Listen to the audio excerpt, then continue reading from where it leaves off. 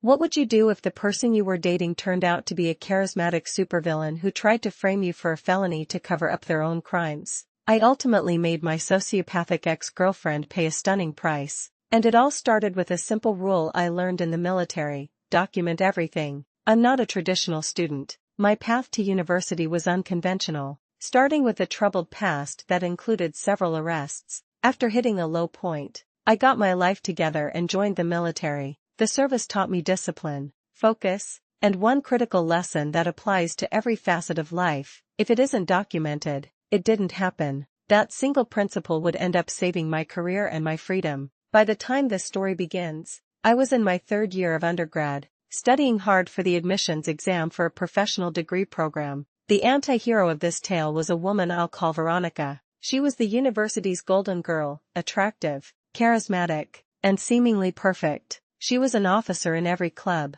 had thousands of hours of volunteer work, and was even the chair of the Honor Council, the very body that oversaw academic integrity. This gave her privileged insight into how the school caught cheaters, and, more importantly, how to get around those systems. In retrospect, she wasn't just a good student, she was a supervillain in disguise. Our story began during the summer semester. I was practically living in the library, grinding for my admissions exam. Veronica had a habit of sitting at the main table right at the front, ensuring everyone who walked in saw her. It was a calculated part of her social and academic strategy. Seeing her every day, we naturally started talking. I noticed she had a circle of admirers who seemed to do her bidding, constantly bringing her food and gifts. It was clear she was flirting with them to get help with her homework, and it was working. I could feel her sizing me up, trying to determine my usefulness, and I got a bad vibe from her immediately. But we had a common goal and could be useful to each other. I had bought expensive study materials, which I shared with her, and in return,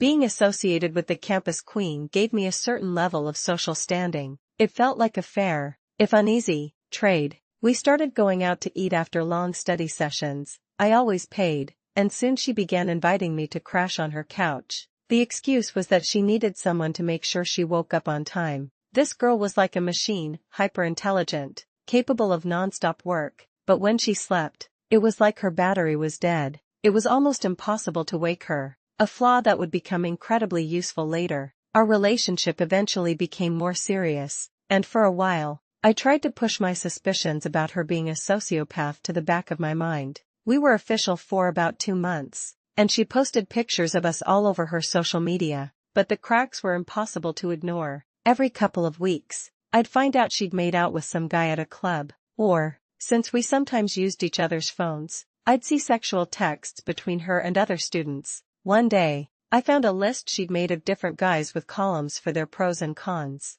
Under my name, alongside some unfair criticisms, was a chilling phrase: equally demented as me might be useful. I showed it to a friend, and we were both baffled, wondering what on earth it meant. I suspected it had something to do with my criminal history. Her manipulation became more direct. Whenever she wanted something, like a designer purse or a pink waterproof Polaroid camera, she'd lure me into her bedroom and ask for it. When I'd say no, she would block the door and start crying, accusing me of not loving her anymore. My friends' boyfriends buy them houses and cars, she'd wail, and I just want this one little thing. These episodes would last for hours, causing me to miss my own classes. The strange thing was, she had her own money, she was always wearing expensive athletic apparel, but she was secretive about where it came from, giving vague answers about scholarships. About 6 months after we met, the truth finally came out. I was out of town for an interview at a professional school when I got a frantic call from her. She was in big trouble and needed my help.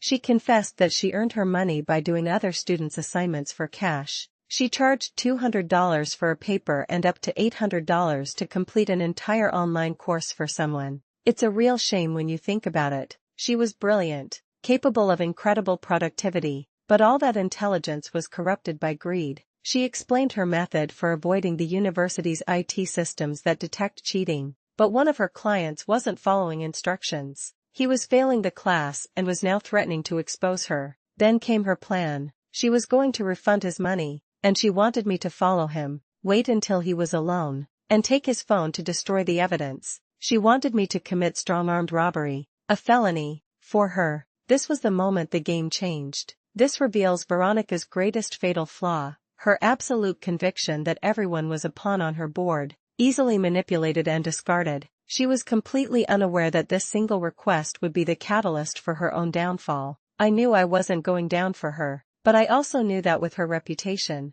no one would ever believe my word against hers. So I fell back on my military training. If there's no record, it didn't happen. I told her I'd help her as soon as I got back to town. The next night, I went to her dorm. She showed me everything, her list of clients, their login passwords for the university's Blackboard system, her communications with them, and how she used her position on the honor council to defend them if they ever got caught. I told her not to worry, that I'd handle it. Relieved, she got ready for bed. Before she passed out, I asked if I could use her computer for an assignment. Sure, do whatever you want, she said. In my state, her giving me permission to use her computer meant I had privilege, making what I was about to do legally sound. While she slept her dead battery sleep, I went to work. I took screenshots of her conversations with clients. I opened her browser settings and screenshotted all the saved usernames and passwords for her clients' university accounts. I went through her messenger apps and documented everything. Back at my own place, I compiled all the evidence, including recordings and our own message history, and saved it all. TYVM, Google Drive. A week later, I manufactured an argument over a New Year's party and broke up with her. Then, I sat on the mountain of evidence for 2 weeks, contemplating my next move. I thought about everything she'd done, how she had a history of arrests for theft that she'd conveniently omitted from her professional school applications, how she admitted to finding a mark to get through her classes, how she belittled hardworking students while cheating her way to the top, how she'd used her honor council position to protect her friends while helping expel others for the exact same offenses, and how she tried to manipulate me into committing a felony that would have destroyed my future. She had to be stopped. Knowing she was close with the faculty on the honor council, I went over their heads and took my evidence to my program director. He, however, went straight to the honor council anyway. I was summoned to the office of the council's head, a woman I'll call Dean Evans. She told me I should delete all the information I had, warning me it could become a civil matter and that I should consider my self-preservation. This was a veiled threat. Veronica made a foolish decision in trusting that her network was invincible. She never imagined that the very system she had manipulated for years had brought in new people who weren't under her spell and who valued integrity over favors. A week later, Dean Evans asked if I wanted to make a formal statement against Veronica. I knew exactly how to play this game. No, I said. I deleted everything and I don't remember. My primary reason for backing off was that I was applying for a military scholarship for professional school and couldn't risk getting entangled in a messy public battle. So, my program director filed the complaint himself, on a date suggested by Dean Evans. A month later, the verdict came back. The investigation was closed due to inconclusive evidence. The reason? The director had apparently waited 1 day too long to file the complaint. According to a technicality in the school's policy, Dean Evans had set us up. To make matters worse, since my name was listed as a source, the school had to inform Veronica that I was the accuser. Now I was exposed, and I feared for my safety. Veronica, of course, played the victim. She called me crying, talking about how her dad had paid for her college and even coming clean about other lies. For a moment, I almost felt bad, wondering if I had misjudged her. She stayed at my house for a few days, and I watched her, trying to keep her stable. Then, her clients started showing up at my front door. She was still doing their assignments, even with an investigation hanging over her head. She never learns. When she finally received the official investigation file and saw my name, the storm broke. She called me 130 times in 3 days and sent her friends to my classes to harass me. Finally, I agreed to meet her, but I refused to go into her room, knowing she'd trap me there. She snatched my phone to stop me from recording and tried to force me to sign a paper saying I had fabricated everything. The investigation is already closed. I told her, why should I implicate myself to save you? She pleaded, do you still love me? I just shook my head and walked away. 2 days later, the police served me a 72-hour emergency protective order, EPO. I knew her game. She would get me to violate the order, even accidentally, and then have me arrested, discrediting me completely. In her arrogance, Veronica believed this was her checkmate. She was so used to people folding under pressure that she never considered her opponent wasn't just another student. He was a veteran trained to think 5 steps ahead, and he was about to turn her own tactics against her. This wasn't just about revenge anymore. It was war. After the 72-hour order expired, a new one arrived, this one for 2 years and requiring a court appearance. This was a serious problem. As a member of the U.S. Army Reserves, an EPO would make it illegal for me to handle firearms, ending my military career. I hired a lawyer, Mr. Gable, who immediately told me,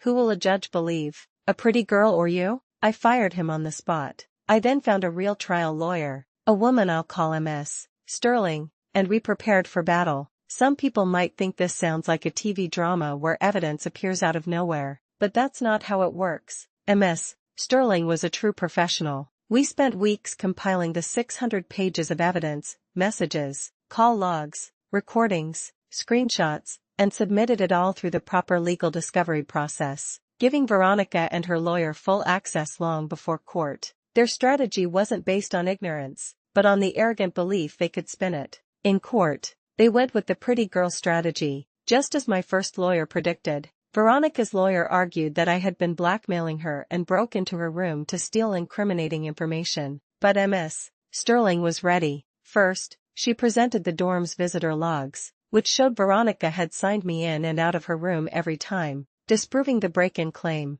Next, she showed the phone records, 130 calls from Veronica to me in 3 days, proving she wasn't afraid of me, she was harassing me. When the judge asked what I was supposedly blackmailing her with, her lawyer stammered, "Just some tutoring papers." The judge looked confused. "That doesn't sound like anything wrong," she said. "What power did that give him over you?" They had no answer. I watched the confidence drain from Veronica's face as she and her lawyer squirmed under the judge's sharp questioning. The case was dismissed. All that evidence I'd gathered wasn't going to waste. I took it to a newly hired Honor Council investigator named Maria, who had no connection to Veronica or Dean Evans. I told her the whole story, including how Dean Evans had sabotaged the first investigation. A week later, Maria informed me that the university provost himself had filed a new complaint. The results were catastrophic for Veronica. She was expelled. Her 2 degrees were withheld for 6 years, with her transcript permanently stamped with an honor code violation.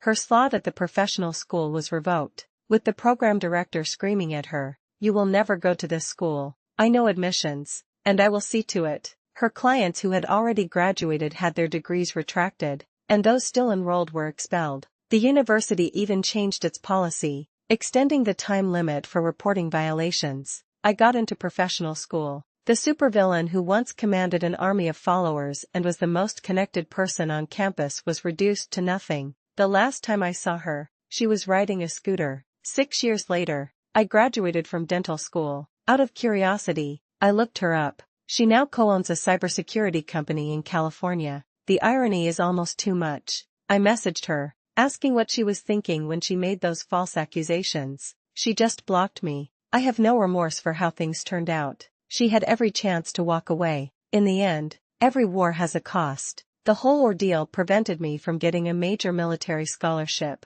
and I ended up with a lot of debt. But the story is a powerful reminder that meticulous documentation and unwavering integrity are the best weapons against lies. When someone tries to ruin your life, the best revenge isn't just winning, it's using their own corruption to bring the whole rotten system down. What would you have done in my shoes? And at what point would you have decided that enough was enough?